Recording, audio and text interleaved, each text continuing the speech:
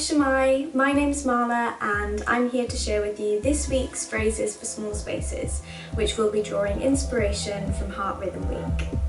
This phrase will be exploring internal rhythms and connecting with these to inform your movement choices.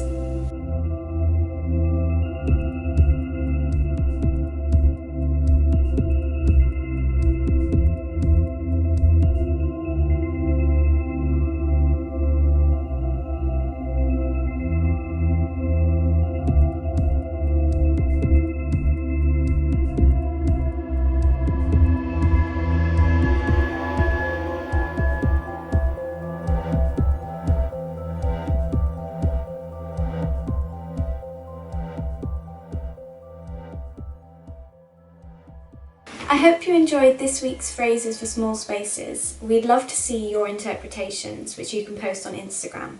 Just remember to tag us and nominate a friend. Have a great day. Bye.